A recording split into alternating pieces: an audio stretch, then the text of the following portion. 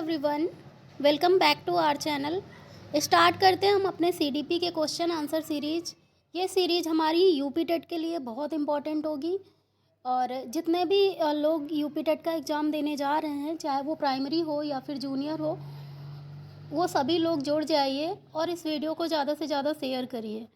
जल्द से जल्द मैं आपके लिए पर्यावरण और हिंदी का भी वीडियो डाल दूँगी, हिंदी ग्रामर का। ठीक है, बाकी मेरे प्रीवियस वीडियो जो ग्रामर के पड़े हुए हैं वो वीडियो भी आप लोग देखते रहिए।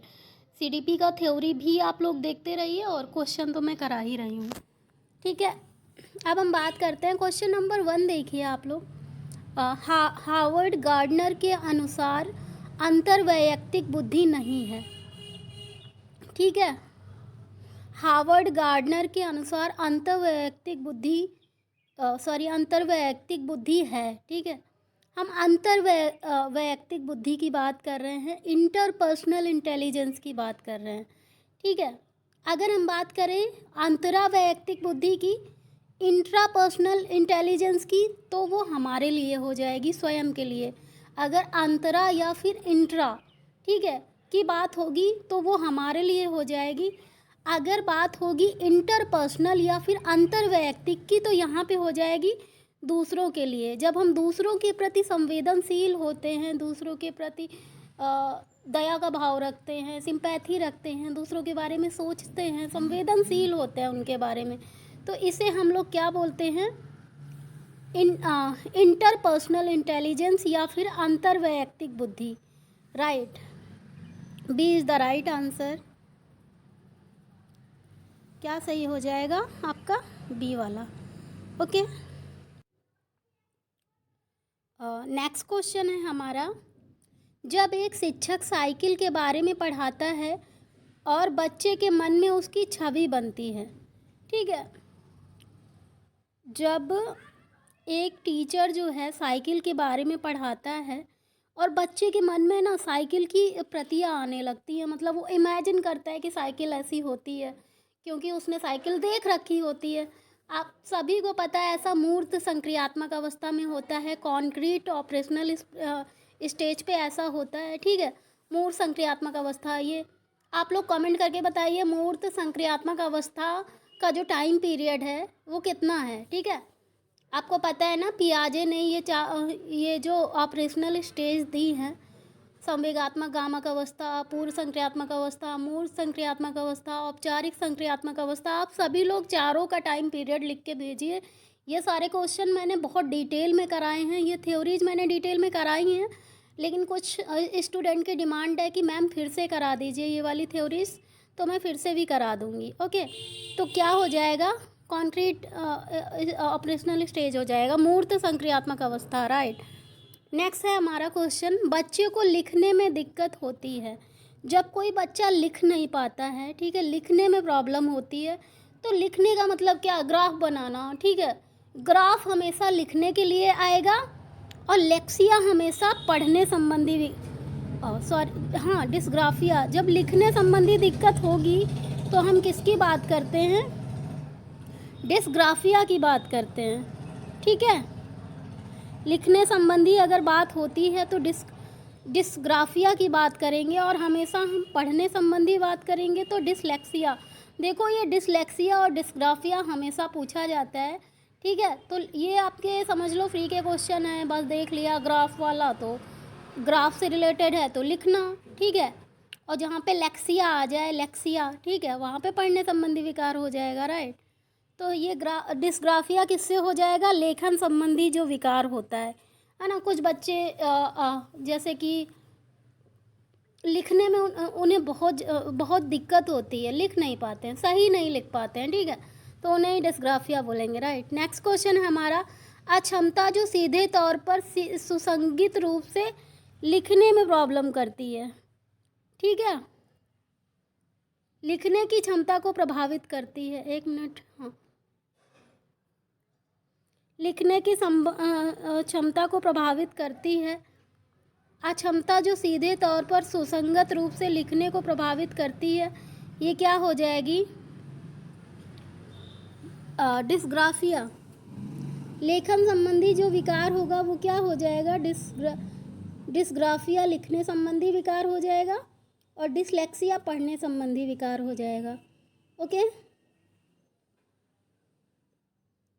यहाँ पे भी लिखने की ही बात चल रही है, लेखन संबंधी विकार की ही बात चल रही है।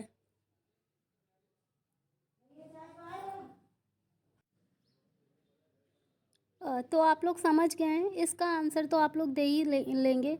लिखने की क्षमता को प्रभावित करती है, ठीक है। अभी मैंने बताया लेखन संबंधी जो डिसेबिलिटी होती है बच्चों में, ठीक है, वो क्या होती है, डिस्ग्राफिया, ठीक है। लेखन संबंधी जितने भी विकार होंगे उनको हम लोग क्या बोलते हैं, डिस्ग्राफिया। और पढ़ने संबंधी जो विकार जो डिसेबिलिटी होती है बच्चों में, वो डिसलेक्सिया हो जाएगी, ठीक है। तो ये बात याद रखना है, इसमें भी डिस्ग्राफिया हो जाएगा, लेखन विकार है, ठीक है। नेक्स्ट क्वेश्चन है हमारा, प्राथमिक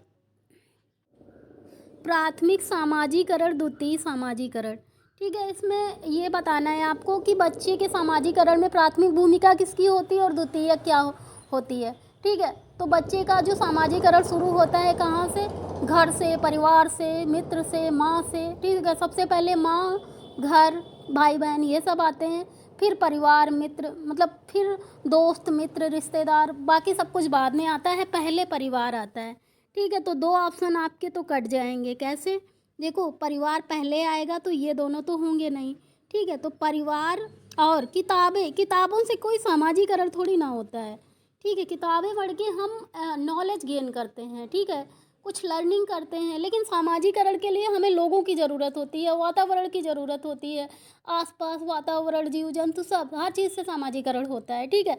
तो सामाजिकरण के लिए एक एक वातावरण की ज़रूरत होती है, दोस्त बनाने पड़ते हैं, मित्र बनाने पड़ते हैं, ठीक है। तो सामाजिकरण परिवार और पड़ोस से होता है। तो परिवार प्राथमिक सामाजिकरण और पड़ोस द्वितीयक सामाजिकरण। A is the right answer, ठीक है, ए सही हो जाएगा आपका। नेक्स्ट क्वेश्चन है हमारा, एक बार में अंकों, अक्षरों, शब्दों के नामों की जानकारी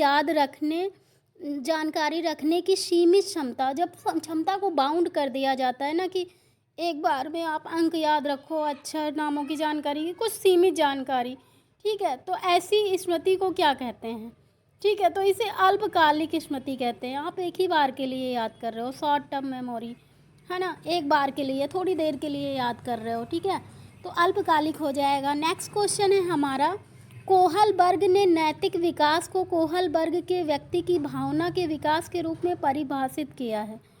कोहलबर्ग ने नैतिक विकास को, ठीक है, व्यक्ति की भावना के किस रूप में परिभाषित किया है, आप लोग ज़रा कमेंट करके बताइए, ठीक है। तो इसका आंसर हो जाएगा जस्टिस या फिर न्याय की बात करते हैं, ठीक है। C is the right answer. किसका किसका सही हुआ आप लोग कमेंट करके बताइए ज़रा। ओके, आप लोगों की संख्या घटती जा रही है। हाँ, मैं उसका एक रीज़न समझ रही हूँ कि मैं भी इतना ज़्यादा टाइम नहीं दे रही हूँ आजकल आप लोगों को, बट मैं अब फिर से सारी जो आपकी मैराथन सेशन है यूपी टेट के लिए, पर्यावरण, हिंदी और सीडीपी, ठीक है, ये तीनों ही क्लासेज में लेकर आऊँगी फिर से, क्योंकि मुझे पता है लास्ट टाइम बच्चों को बहुत हेल्प हुआ था इन क्लासेज से, बहुत ज़्यादा फ़ायदा हो रहा था। तो मैं फिर से यही क्लासेज लाने वाली हूँ। आप सभी लोग ज़्यादा से ज़्यादा वीडियो को शेयर करें और जितने ज़्यादा लोगों को आप जोड़ोगे उतनी जल्दी क्लासेज आएंगी। आप लोग कमेंट करके बताइए कितने कितने और की क्लास चाहिए। मैं सोच रही हूँ 3-3 घंटे की, 4-4 घंटे की 3-4 क्लास दे दूँ, ठीक है। जैसे 3 घंटे का मैं सीडीपी का दे देती हूँ, 3 घंटे का हिंदी का और 3-4 घंटे का ईवीएस और ज्योग्राफी का, ठीक है। और ऐसे ही 4-4 क्लास लगा देते हैं तो यूपी टेट तो आपका निकल ही जाएगा आराम से, है ना। आप लोग क्या कहते हैं कमेंट करके बताइए। विभेदक मनोविज्ञान के संस्थापक के रूप में किसे जाना जाता है, ठीक है। अगर हम विभेदक मनोविज्ञान की बात करेंगे तो ये फ्रांसिस गाल्टन को जाना जाता है इसके रूप में, ठीक है।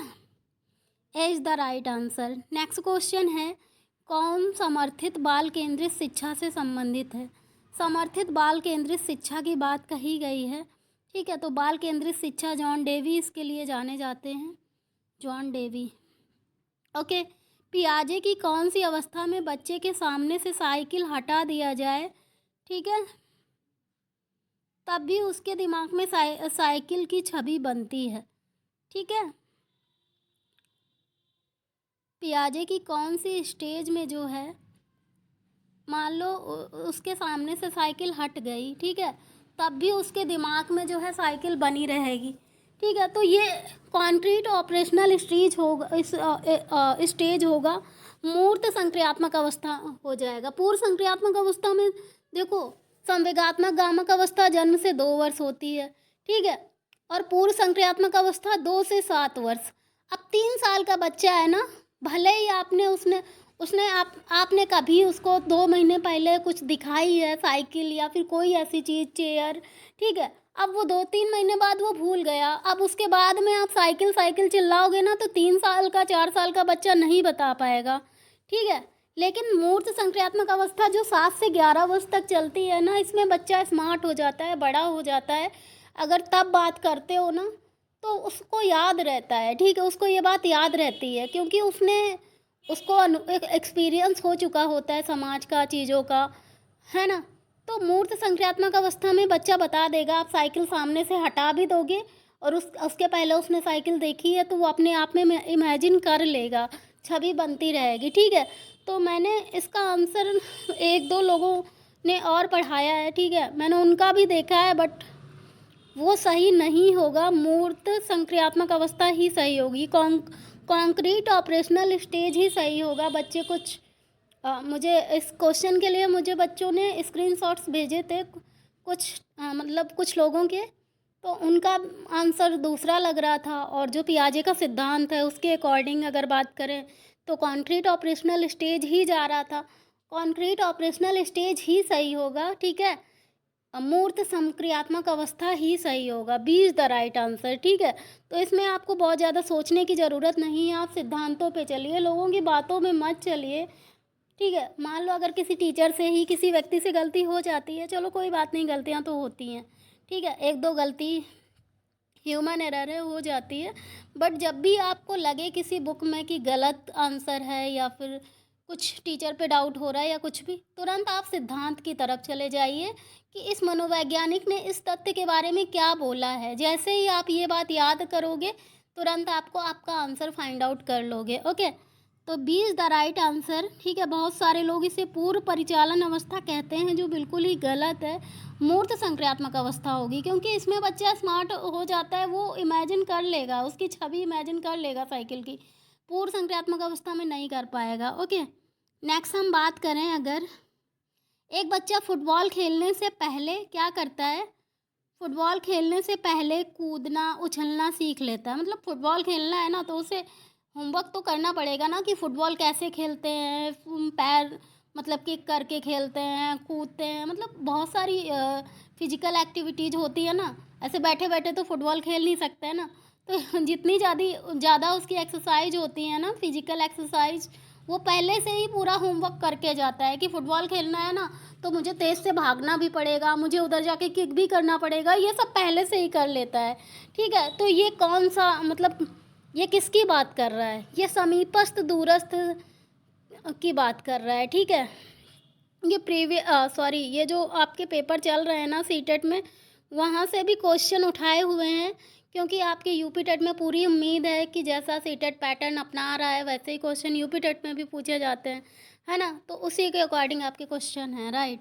नेक्स्ट है हमारा क्वेश्चन, सांकेतिक भाषा है, ठीक है। सांकेतिक भाषा केवल बधिर लोगों के लिए, केवल ठीक है, या फिर व्याकरण शामिल करता है, व्याकरण नहीं शामिल करता है, इससे हमें नहीं लेना देना व्याकरण शामिल करता है या नहीं करता है, ठीक है।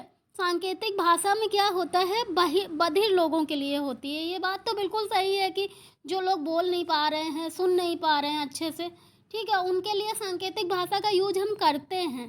बट आपसे ये नहीं पूछा गया है कि किसके लिए यूज करते हैं, आपसे ये पूछा गया है कि सांकेतिक भाषा है क्या। तो सांकेतिक भाषा संकेतों और इशारों का समूह है, और वो आप लोग बहुत अच्छे से जानते हैं। जब आप लोग क्लास में होंगे अपने चाइल्डहुड में या फिर कॉलेज लाइफ में, आपको पता है जैसे ही टीचर इंटर करता है ना, आप लोगों की ये साइंस और गेस्चर वाली जो ग्रुप्स हैं वो स्टार्ट हो जाती है ना। टीचर पढ़ाने आता है तो बहुत सारे बच्चे ये संकेतों और इशारों से ही बात करनी शुरू कर देते हैं, है ना। उन्हें लगता है कि टीचर तो कुछ देख ही नहीं रहा, वो तो पढ़ा रहा है, पीछे से कमेंट कर रहे हैं ना। तो ये सारी चीज़ें तो आप लोगों को बहुत अच्छे से पता है, सारे बच्चे मस्ती, आप लोगों ने भी मस्ती करी ही होगी, है ना। तो ये सारी चीज़ें ठीक है। संकेतों और इशारों का समूह। ठीक है, क्या होता है सांकेतिक भाषा? संकेतों और इशारों का समूह। मैंने एक एग्जाम्पल के थ्रू बता दिया, आपकी कॉलेज लाइफ, स्कूल लाइफ है ना, ऐसा सब लोग ऐसे करते भी हैं। ठीक है, लेकिन जनरली सांकेतिक भाषा किसके लिए होती है? जो लोग बधिर होते हैं या फिर मूक बधिर होते हैं, ठीक है, उन लोगों के लिए यूज की जाती है। Right, B is the right answer. Okay, और किसी का कोई क्वेश्चन है तो भाई पूछ लीजिए, साथ में क्वेश्चन के आंसर देने का कोशिश करूँगी। ठीक है, बाकी मैं सबके क्वेश्चन लेती रहती हूँ। एक लोगों को बुक के राइटर्स के नेम चाहिए थे और मनोवैज्ञानिकों की परिभाषाएं चाहिए थी, उसका मैं वीडियो बनाने की कोशिश कर रही हूँ। हाँ, एग्ज़ाम से पहले ही आपको मिल जाएगा। और एक बच्चे की डिमांड है कि पियाजे, वाइगोस्की, स्किनर, पावलोव और ये क्या बोलते, कोहलबर्ग, इन सब पे मैम एक क्लास ले लीजिए। ठीक है, एक एक करके इन चारों पांचों लोगों पे एक क्लास ले लेंगे। ठीक है, तो ये सारी बातें भी मेरे दिमाग में हैं, ऐसा नहीं है कि मैं कुछ भी भूल गई हूँ। प्रगतिशील शिक्षा में क्या होता है? ठीक है, बैठने की व्यवस्था पूरी तरह से तय होती है। अच्छा, बैठने की व्यवस्था तो यार फ्लेक्सिबल होनी चाहिए। ठीक है, पाठ्य पुस्तक सीखने का एकमात्र साधन है। भाई एकमात्र जहाँ पे लगा होगा ना सीडीपी, वहीं पे गलत हो जाएगी। ठीक है, तो बैठने की व्यवस्था पहले से तय नहीं होती है प्रगतिशील शिक्षा में, फ्लेक्सिबिलिटी होती है ना। बच्चे को जहाँ समझ में आ रहा है, जहाँ अच्छा लग रहा है, जिसके पास अच्छा लग रहा है, जो उसका दोस्त है वहाँ बैठेगा, कि जहाँ पे आप बताओगे वहीं बैठ जाएगा। हैं, ऐसा तो होता नहीं है प्रगतिशील शिक्षा में। या फिर पाठ्य पुस्तक सीखने का एकमात्र तरीका, मतलब केवल बुक से ही लर्निंग करी जा सकती है, ऐसा कुछ भी नहीं है। ओके, पाठ्य चर्चा मानकीकृत होती है, ठीक बात है, लेकिन प्रगतिशील शिक्षा में सबसे ज़्यादा ज़रूरी होता है सीखने का सामाजिक स्वरूप। बच्चे सोशल लर्निंग सीखते हैं। ठीक है, सामाजिक सीखने का सामाजिक स्वरूप सबसे ज़्यादा ज़रूरी होता है एक प्रगतिशील शिक्षा में।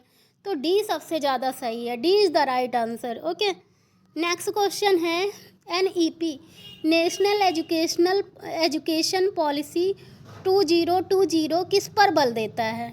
ठीक है, राष्ट्रीय शिक्षा नीति 2020 किस बात पर बल देता है? बहुस्तरीय गति आधारित अधिगम, या फिर बच्चों के स्मरण कौशल के मापन पर, मतलब बच्चों की क्या मेमोरी है उसका मापन कर रहे हैं ना एजुकेशन के माध्यम से। अच्छा जी, राष्ट्रीय पाठ्य चर्चा के मानकीकरण पर, ठीक बात है।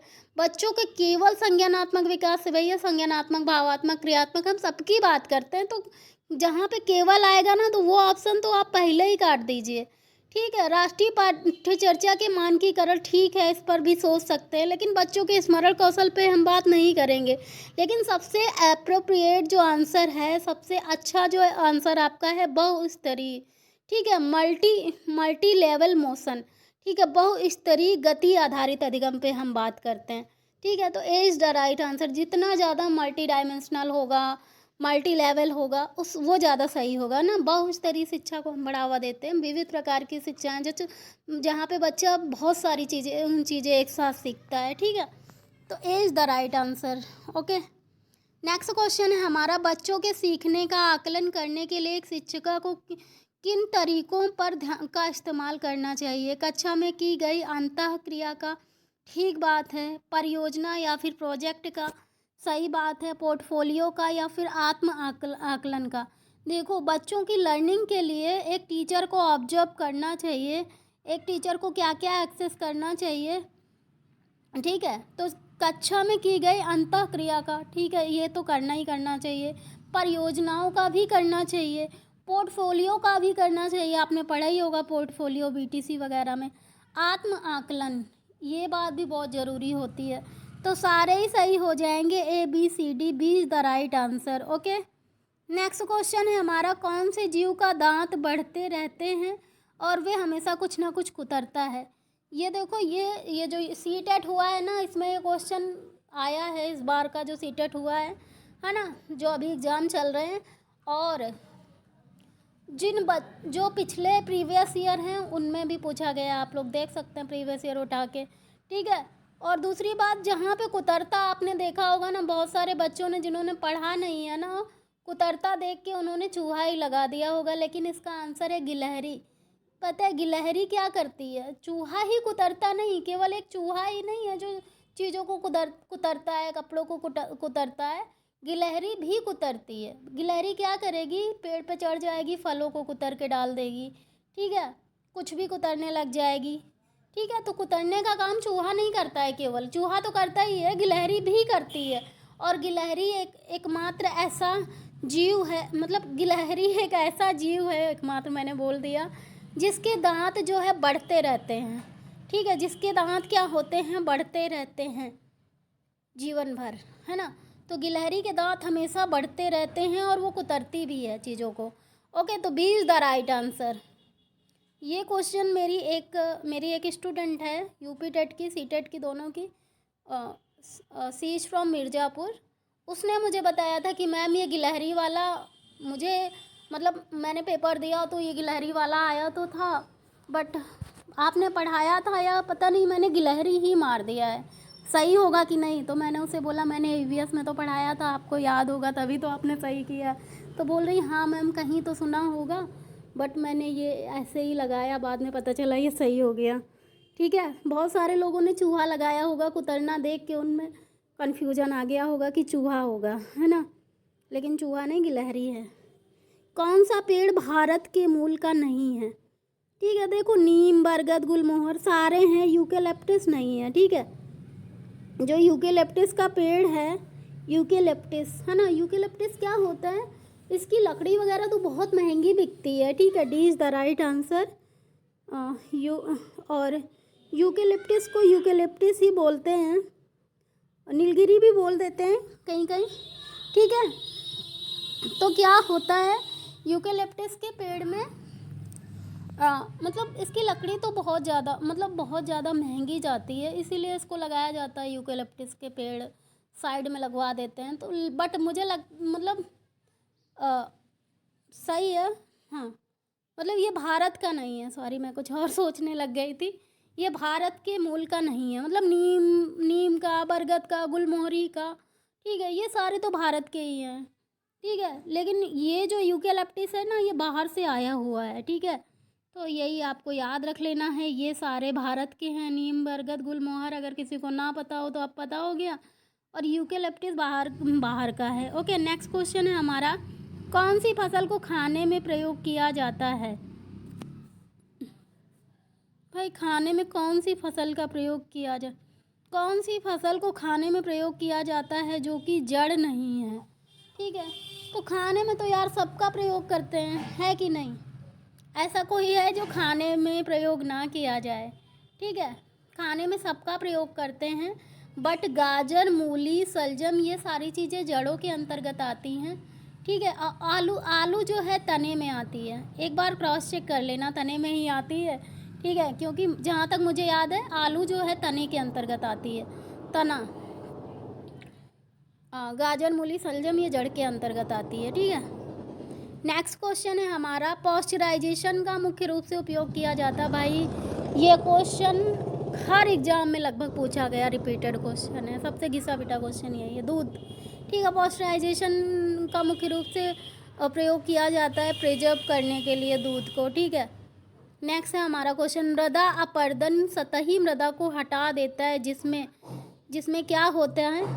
देखो मृदा अपरदन क्या होता है, मृदा अपरदन जो है मिट्टी को हटा देता, अपरदन का मतलब छुड़ा देना, खाल हटा देना। जैसे क्या होता है ठंडियों में आपकी स्किन ना, कभी कभी अगर आप लोशन नहीं लगाओगे, मॉइस्चराइज नहीं करोगे ना, तो आपकी स्किन फटने लगेगी, हटने लगेगी। ऐसे ही जो ज़मीन होती है ना, उसको हवाओं के द्वारा, और भी रीजन होते हैं जैसे उस पर ट्रांसपोर्टेशन, या फिर देयर आर मैनी रीजन्स, तो जो मिट्टी होती है ना वो उड़ने लगती, अपर्दित होती है, और मिट्टी अपर्दित होते होते होते होते उसमें मतलब मिट्टी की जो उर्वरक क्षमता है ना, कटते कटते कंकड़ पत्थर रह जाते हैं उड़ा उड़ा के, ठीक है। तो मिट्टी का जो कार्बनिक पदार्थ है ना वो हट जाता है, और फिर वो मिट्टी क्या होती है, वो फर्टाइल नहीं रह जाती है, ठीक है।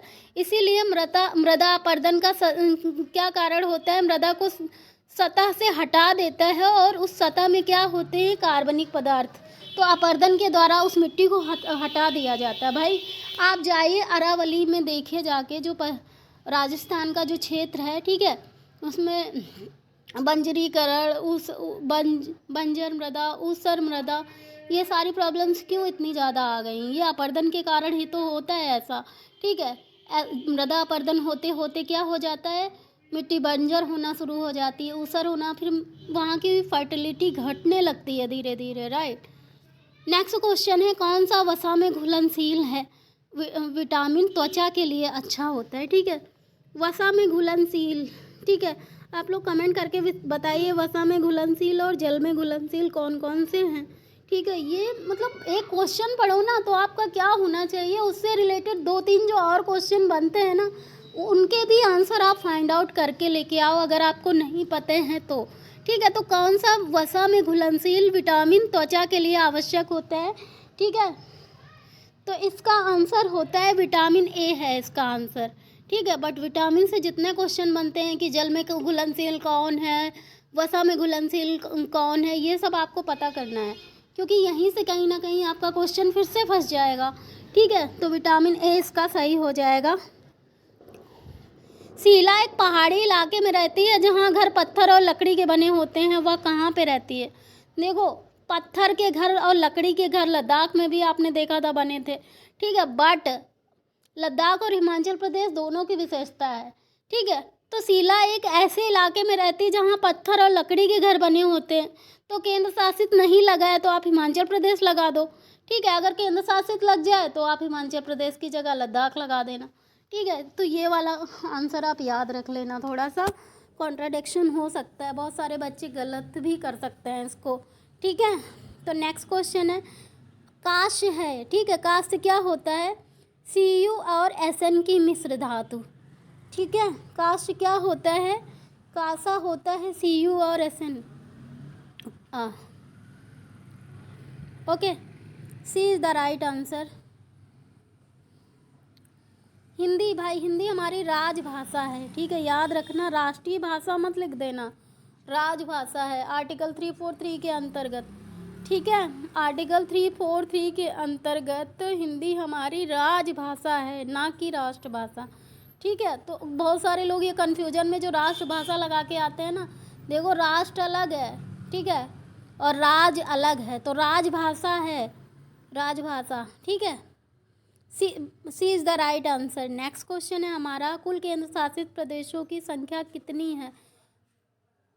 पहले क्या था, 29 राज्य और 7 केंद्र शासित प्रदेश थे ना, लेकिन अब क्या हो गया है कि अब हमारे 28 राज्य और 8 केंद्र शासित प्रदेश हैं। इस बात को आप अपने जहन में बैठा लीजिए, ठीक है, क्योंकि ये 26 जनवरी 2020 के बाद में जो चेंजेज हुए हैं ना, ठीक है, उसके बाद से अगर हम वर्तमान समय की बात करें तो अब हमारे यहाँ क्या है, मतलब 3 जगहों को मर्ज, 3 दादर नगर हवेली है ना, इन तीनों को मर्ज करके एक बना दिया गया था, ठीक है। इसका मैं डिटेल वीडियो लेके आऊँगी, ठीक है।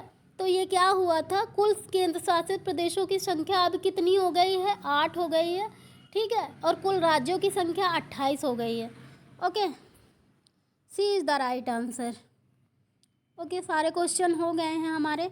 मैराथन सेशन के लिए आप लोग क्या कहते हैं, शुरू किया जाए? अगर आप सबकी हाँ है तो फिर मेरी भी हाँ है, मैं भी बहुत जल्दी शुरू कर दूँगी मैराथन सेशन, उसके लिए आप लोग तैयार रहिए। बट उसके पहले मेरी भी एक आपको हेल्प करनी होगी कि आप लोग जितना शेयर कर पाइए करिए, ठीक है। उसके बाद मैं सुपर टेट की भी क्लासेस लेके आऊँगी। Thank you so much, keep watching, और ऐसे ही साथ बना के आप लोग रखिए, ओके।